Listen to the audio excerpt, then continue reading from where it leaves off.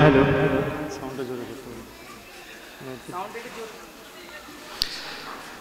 আপনারা পরিদর্শন করছেন আমাদের প্রতিভাগুলোকে, আপনাদের কেমন লাগছেন একটু হাত তুলে বলুন তো দেখি।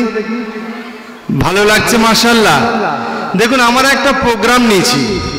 প্রোগ্রামটা হচ্ছে যে মাদ্রাসা সম্বন্ধে জাতির যে কনসেপ্ট আছে, যে ধারণা আছে, সেই ধারণাটাকে চেঞ্জ করতে হবে। জাতিতে মাদ্রাসা সম্বন্ধে ধারণা আছে, মাদ্রাসা ও আচ্ছা ওই যেই বাচ্চারা চাল তুলে বেড়ায়, ভ্যানে করে, সকাল হলেই টোটো করে, মাইকে করে, ঘরে ঘরে পয়সা তুলে বেড়ায়, ব্যাগ নিয়ে, ঝোলা নিয়ে চাল তুলে বেড়ায়, সেই রকম পড়াশোনা, সেই রকম একটি প্রতিষ্ঠান। তো এই কনসেপ্টটা আমরা প্রোগ্রাম নিচ্ছি ইনশাআল্লাহ তাআলা। মাদ্রাসা দারুল উলুম মুহাম্মাদিয়া থেকে আমরা এই কনসেপ্টটাকে চেঞ্জ করব। মাদ্রাসার বাচ্চা আমরা কোনো লেবার তৈরি করবার জন্য মাদ্রাসা তৈরি করিনি। মাদ্রাসা থেকে যে বাচ্চারা পড়াশোনা করে উত্তীর্ণ হবে, তারা জাতির লিডার হবে। কি ভাই, আপনারা সমর্থন করছেন? জাতির লিডার হবে, যারা জাতিকে দিশা দেখাবে, জাতিকে লিডারশিপ দেবে, জাতির পথ প্রদর্শক হবে। আচ্ছা বলুন তো, যে জাতির লিডার হবে, যে জাতির পথ প্রদর্শক হবে, তাকে সেই জাতির ভাষা শিখতে হবে না হবে না? একজন খুব ভালো যোগ্য মুহাদ্দিস, আলিম, কিন্তু সে বাংলায় তার যোগ্যতা, তার প্রতিভা, তার মধ্যে যে ট্যালেন্ট, সেটাকে জাতির সামনে উপস্থাপন করতে পারে না। তো সেই ব্যক্তিত্ব থেকে সমাজ কোনো ফায়দা পাবে? সমাজ ফায়দা পাবে না। সেই ব্যক্তি সমাজে লিডারশিপ দিতে পারবে? সমাজে লিডারশিপ দিতে পারবে না। তো জাতিতে লিডারশিপ দিতে গেলে, জাতিকে দিশা দেখাতে গেলে, জাতির ভাষা আমাদের সন্তানদেরকে শেখাতে হবে।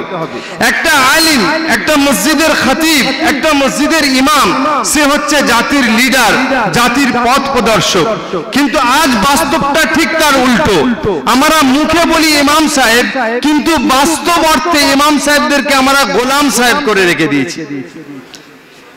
ইমাম সাহেবের মাধ্যম দিয়ে এলাকার বিচার ব্যবস্থা চলে, মসজিদের মাধ্যম দিয়ে এলাকার বিচার ব্যবস্থা চলে? চলে না। কোথায় থেকে চলে? ক্লাব থেকে চলে। আফসোসের বিষয়, ক্লাব থেকে এলাকার বিচার হয়।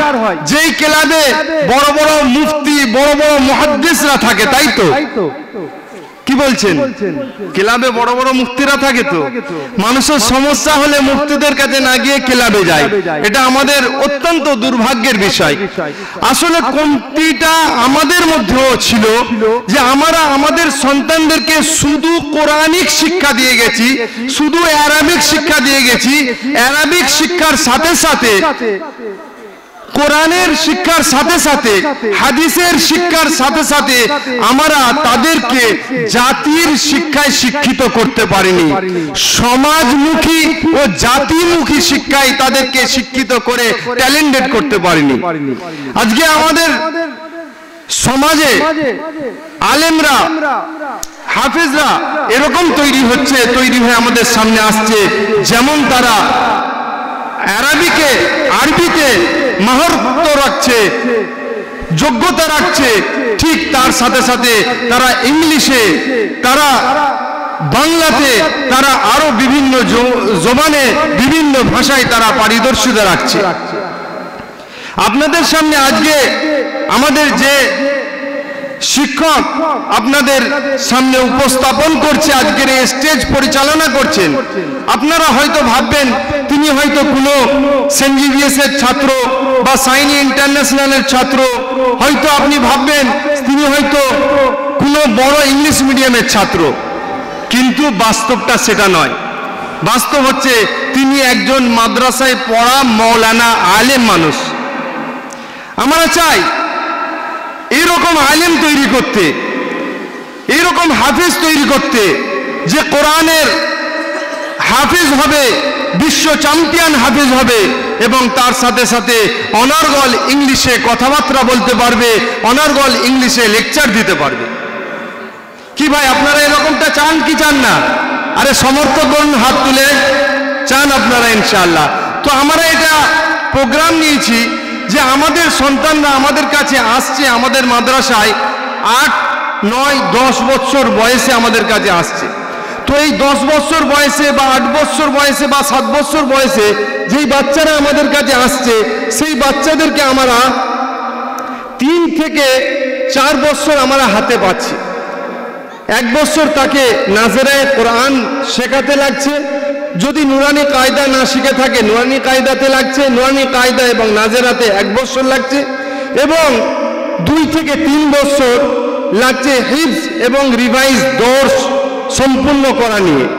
তো এই 3 থেকে 4 বছর যে বাচ্চাটা আমাদের কাছে থাকছে, এই 3 থেকে 4 বছর সময়টা কিন্তু কোনো শর্ট সময় নয়।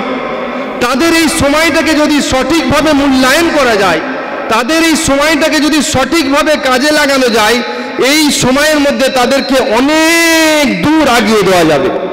তাই আমরা এই প্রোগ্রাম নিয়েছি যে আমাদের মাদ্রাসা দারুল উলুম মোহাম্মদিয়া থেকে যেই বাচ্চা হাফিজে কোরআন হয়ে পাগড়ি নেবে, তার সাথে সাথে সে যেন ইংলিশে স্পিচও দিতে পারে ইনশাআল্লাহ।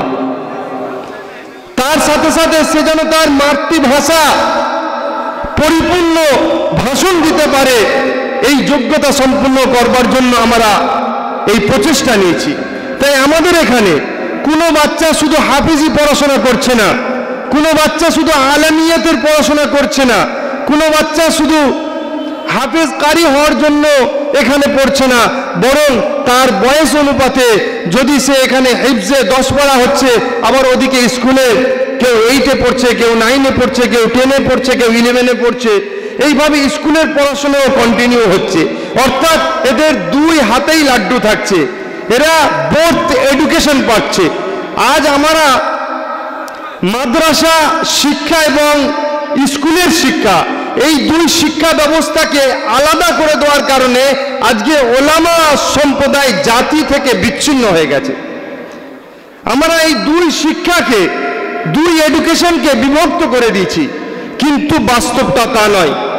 কোরআনের শিক্ষা, আল্লাহ সুবহানাহু ওয়া তাআলার কালামুল্লাহর শিক্ষা, কালামুল্লাহ অর্থাৎ আল্লাহ সুবহানাহু ওয়া তাআলার কথা, যেটা আল্লাহ সুবহানাহু ওয়া তাআলা বলেছেন, সেই শিক্ষা হচ্ছে কালামুল্লাহ শিক্ষা, কোরআনের শিক্ষা। আরেকটি শিক্ষা সায়েন্সের শিক্ষা। সায়েন্সের শিক্ষা কি? আল্লাহ সুবহানাহু ওয়া তাআলার কাজের শিক্ষা। একটা আল্লাহ সুবহানাহু ওয়া তাআলার কথা, আর একটা আল্লাহ সুবহানাহু ওয়া তাআলার কাজ। আল্লাহ সুবহানাহু ওয়া তাআলার কথা হচ্ছে আল্লাহর কালাম, কালামুল্লাহ, কোরআনে মাজিদ। আর আল্লাহ সুবহানাহু ওয়া তাআলার কাজ হচ্ছে এই চন্দ্র, সূর্য, নক্ষত্র, তারা, এই বিশ্ব ভূমণ্ডল আল্লাহ সুবহানাহু ওয়া তাআলার কাজ।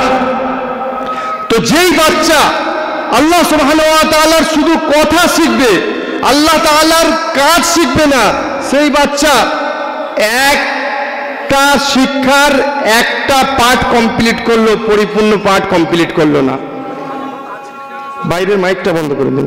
আর যেই বাচ্চা শুধু আল্লাহ সুবহানাহু ওয়া তাআলার কাজ শিখলো, অর্থাৎ সায়েন্স শিখলো, মডার্ন টেকনোলজি শিখলো, কিন্তু আল্লাহর কথা শিখলো না, আল্লাহর কথা জানলো না, আল্লাহ কি বলেছেন, আল্লাহ তার বান্দাদেরকে কি আদেশ, কি নিষেধ করেছে, সেও অসম্পূর্ণ শিক্ষায় শিক্ষিত হলো, সম্পূর্ণ শিক্ষায় শিক্ষিত হলো না।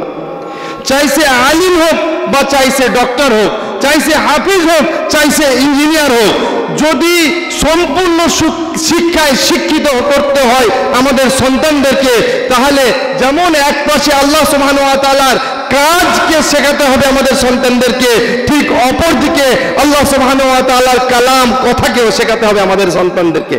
তবেই সম্পূর্ণ কমপ্লিট এডুকেশন একটা বাচ্চা পাবে, নতুবা তার মধ্যে কমপ্লিট এডুকেশন থাকবে না। সে ডক্টর হয়ে, ইঞ্জিনিয়ার হয়ে, মাস্টার হয়ে, প্রফেসর হয়ে সে জাতির কলঙ্ক হবে। কি ভাই, জাতির কলঙ্ক ডক্টর আছে না নাই? জাতির কলঙ্ক ইঞ্জিনিয়ার আছে না নাই? জাতির কলঙ্ক মাস্টার আছে না নাই? ওই ডক্টর, ওই মাস্টার, ওই ইঞ্জিনিয়ারদের মধ্যে যদি আমরা দিনের শিক্ষা, দুনিয়াতের শিক্ষা, কোরআনের শিক্ষা, আল্লাহর কালামের শিক্ষা যদি প্রবেশ করিয়ে দিতে পারতাম, তাহলে ওই ইমানদার ডক্টর হতো, ইমানদার ইঞ্জিনিয়ার হতো, ইমানদার মাস্টার হতো, ইমানদার প্রফেসর হতো। আজ আপনাদের সাহায্য ও সহযোগিতা, আপনাদের নেক দোয়ার বরকতে মাদ্রাসা দারুল উলুম মুহাম্মাদিয়া সেই পথেই অগ্রসর। আমাদের ভাবনা চেতনা এরকম নাই যে আমরা আমাদের মাদ্রাসা খুলেছি, মাদ্রাসার দ্বারাই ব্যবসা আরম্ভ করব, আমাদের মাদ্রাসার দ্বারাই আমাদের বাচ্চাদেরকে বিল নিয়ে মানুষের ঘরে ঘরে, মানুষের দুয়ারে দুয়ারে চাল তুলতে পাঠিয়ে দেবো, ডাল তুলতে পাঠিয়ে দেবো, বিল নিয়ে চাঁদা করতে পাঠিয়ে দেবো। আমার মাদ্রাসায়, আমাদের এই প্রতিষ্ঠানে, আমাদের কমিটির পক্ষ থেকে একদম পরিপূর্ণ রেস্ট্রিকশন আছে যে আমাদের কোনো বাচ্চা সারা বছর কোথাও কোনো রকমভাবে কালেকশন করতে যাবে না, কারোর কাছে হাত পাততে যাবে না। এটা হাত পাতার শিক্ষা নয়, এটা সব থেকে মর্যাদাপূর্ণ শিক্ষা, এটা সব থেকে দামি শিক্ষা। এই রুয়ে জমিনের মধ্যে, এই বিশ্ব ভূমণ্ডলের মধ্যে সব থেকে দামি যদি কোনো কিতাব থাকতে হয় সেটা হচ্ছে কালামুল্লাহ। সব থেকে দামি যদি কোনো শিক্ষা থাকতে হয় সেটা হচ্ছে দ্বীনি শিক্ষা, কোরআনের শিক্ষা, হাদিসের শিক্ষা। এই জন্য ভাই মোহতারাম, দোস্ত বুজুর্গ, আজিজ, আল্লাহওয়ালা দিনদারদি ইমানদার ভাইরা, আজ আপনারা আপনাদের সহযোগিতায় আমাদের বাচ্চারা, আমাদের প্রতিষ্ঠান দিন বা দিন অগ্রগতির দিকে এগিয়ে যাচ্ছে। আপনারা নেক দোয়াতে এই প্রতিষ্ঠানকে খেয়াল করবেন, ইয়াদ রাখবেন। আমাদের সন্তানদেরকে আমরা যেভাবে এগিয়ে নিয়ে যাচ্ছি আপনারা সহযোগিতা করবেন। আমাদের এই বাচ্চাদের শিক্ষকরা অক্লান্ত পরিশ্রম করে ভোর 3:30 4টে থেকে কন্টিনিউ উঠে সকাল 9টার মধ্যে তাদের মাদ্রাসার শিক্ষা কমপ্লিট করে তারপর স্কুল থেকে স্যারেরা আসে, স্কুলের ক্লাস শুরু হয়ে যায়। সপ্তাহে 7 দিন এরকম কোনো প্রতিষ্ঠান পাবেন না, সপ্তাহে 7 দিন 7 দিনই এখানে ক্লাস হয়।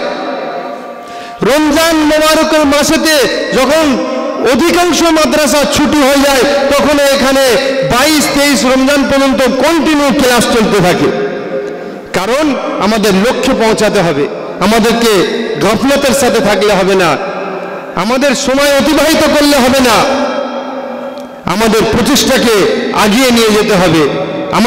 আমরা যদি পিছু পা হয়ে যায়, আমরা যদি ভুলিয়ে থেকে যায়, আমরা যদি পিছনে থেকে যায়, আমরা যদি গফলতের মধ্যে থেকে যাই, একটা বদ্দিনীর স্রোত সাইক্লোন আমাদের সন্তানদেরকে বিনষ্ট করবার জন্য আমাদের ঘরের মধ্যে প্রবেশ করছে।